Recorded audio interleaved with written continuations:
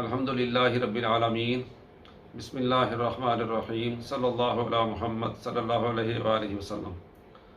پیارے دوستو، ہر شخص یہ چاہتا ہے کہ وہ اللہ تعالیٰ عز و جل کا اسے قرب حاصل ہو جائے، اسے اللہ تعالیٰ کی رضا حاصل ہو جائے، اللہ تعالیٰ اس سے محبت کرنے لگے، اللہ تعالیٰ عز و جل اس کی دعائیں قبول کرنے لگے۔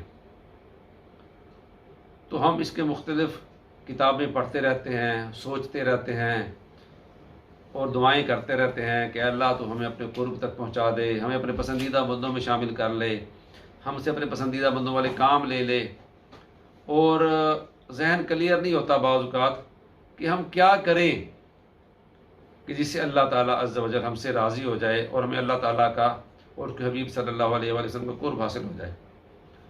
تو اس سلسلے میں ہمیں کسی اور سے پوچھنے کی ضرورت نہیں ہے، اللہ تعالیٰ عز و جل نے اپنے حبیب صلی اللہ علیہ وسلم کے ذریعے ہر بات ہمیں بتا دی ہے۔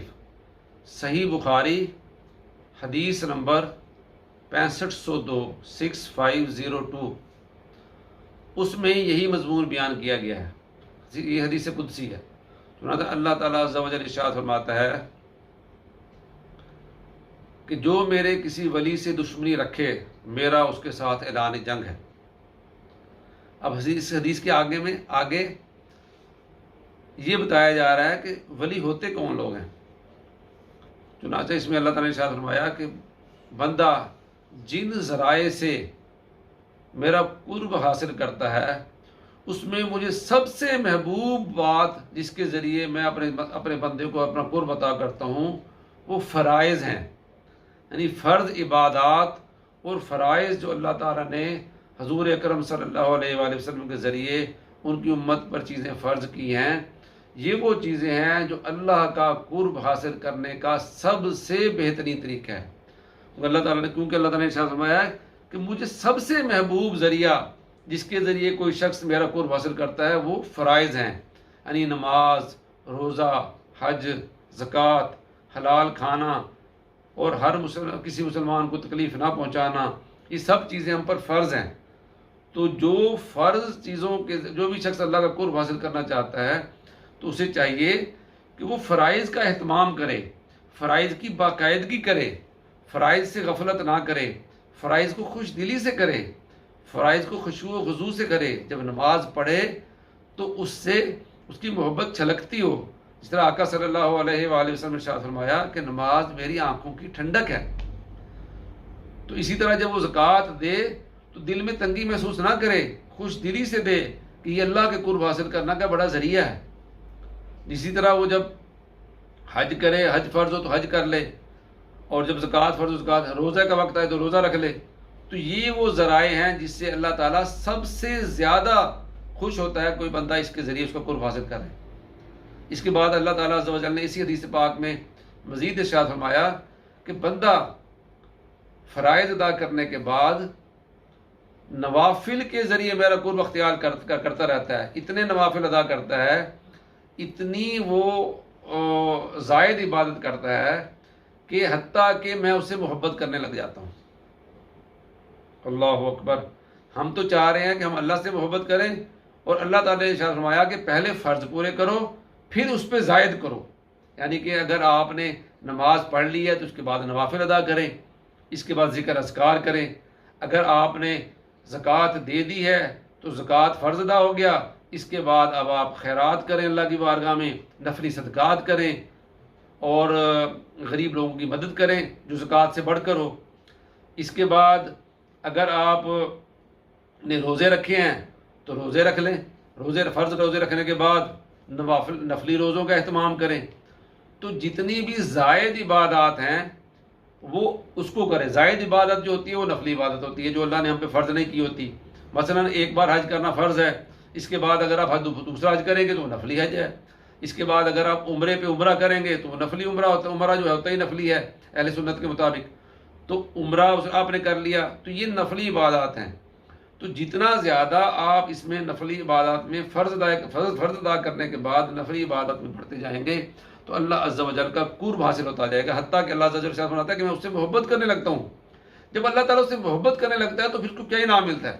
اللہ تعالیٰ عز و جل فرماتا ہے تو پھر میں اس کی کان بن جاتا ہوں جس سے وہ سنتا ہے، پھر میں اس کی آنکھیں بن جاتا ہوں جس سے وہ دیکھتا ہے، پھر میں اس کے ہاتھ بن جاتا ہوں جس سے وہ پکڑتا ہے، پھر میں اس کے پاؤں بن جاتا ہوں جس سے وہ چلتا ہے۔ سبحان اللہ، کیا ہی پیارا، محبت کی انتہا اللہ تعالیٰ نے ذکر کر دی کہ اس کے ہاتھ، پاؤں، آنکھیں، کان میں ہی بن جاتا ہوں جس سے وہ سنتا ہے، جس سے وہ دیکھتا ہے۔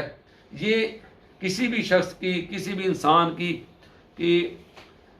انتہا ہے اللہ کے قرب کی، تو وہ بندہ اللہ تعالیٰ کے اتنا قریب ہو جاتا ہے۔ جب وہ اتنا قریب ہو جاتا ہے تو پھر اللہ تعالیٰ ارشاد فرماتا ہے، پھر جب وہ میرے سے دعا مانگتا ہے تو میں اس کی دعائیں قبول کرتا ہوں۔ اگر وہ کسی شخص کی وجہ سے میرے سے پناہ مانگتا ہے کہ اللہ مجھے اس شخص کے شر سے بچا لے، تو اس کو پناہ دیتا ہوں۔ شیطان کے شر سے پناہ مانگتا ہے تو میں اس کو پناہ دے دیتا ہوں۔ سبحان اللہ، تو یہ کیا ہی عالی شان مرتبہ ہے اور کیا ہی عالی شان مقام ہے جو کہ اللہ تعالیٰ عز و جل فرائض ادا کرنے والوں کو اور فرائض کے بعد نوافل کی کثرت کرنے والوں کو، اس کی مثال ایسے ہے 2 منزلہ بلڈنگ کی۔ جس طرح اہمیت کے لحاظ سے کون سی منزل اہم ہے؟ نیچے والی۔ کیوں؟ کہ اسی کے اوپر اور جتنی منزلیں بنانا چاہوں تو نچلی منزل پر ہی کھڑی ہوں گی۔ تو فرائض جو ہیں وہ نچلی منزل ہیں، فرائض جو ہے بنیاد ہیں۔ فرض چھوڑ کر آپ نفلوں کے ذریعے اللہ کا قرب حاصل نہیں کر سکتے۔ لیکن جب آپ فرض پورے کر دیتے ہیں اور اس کے بعد پھر آپ نوافل شروع کر دیتے ہیں اور نوافل کی کثرت کرتے ہیں، تو اللہ تعالیٰ، اور نوافل سے صرف نفلی نماز ہی مراد نہیں ہے، ذکر اذکار بھی ہے، اس سے مراد آپ کے نفلی خیراتیں بھی ہیں، اور جتنے بھی نفلی روزے بھی ہیں، سب چیزیں جو نفلی کام ہیں، جب آپ ان کی کثرت کرتے ہیں تو اللہ تعالیٰ کے آپ محبوب بن جاتے ہیں۔ پھر اللہ تعالیٰ کے ہاں اللہ تعالیٰ آپ کی دعائیں بھی قبول کرتا ہے، اللہ تعالیٰ دشمنوں سے آپ کی حفاظت بھی کرتا ہے۔ پھر وہ اللہ تعالیٰ اتنا پیارا، وہ بندہ اللہ تعالیٰ کا اتنا پیارا ہو جاتا ہے کہ اللہ تعالیٰ عز و جل مزید پھر ارشاد فرماتا ہے کہ کسی بھی کام سے پہلے، کرنے سے پہلے مجھے اتنا تردد نہیں ہوتا جس طرح کہ مسلمان کی روح قبض کرتے ہوئے، مومن مسلمان کی جس سے میں محبت کرتا ہوں اس کی روح قبض کرتے ہوئے مجھے ہوتا ہے، کیونکہ وہ تکلیف کی وجہ سے مرنے کو ناپسند کرتا ہے، اور میں بھی اس کی تکلیف کی وجہ سے اس کو موت دینے کو میں تردد کرتا ہوں۔ تو اللہ تعالیٰ کی محبت کی انتہا ہے۔ تو یہی وہ لوگ ہیں جن کا اللہ نے شروع فرمایا کہ یہ وہ بندے ہیں جن کے ساتھ اگر کوئی دشمنی رکھے گا، یہ میرے ولی ہیں، یہ میرے دوست ہیں، تو میرا ان کے ساتھ اعلان جنگ ہے۔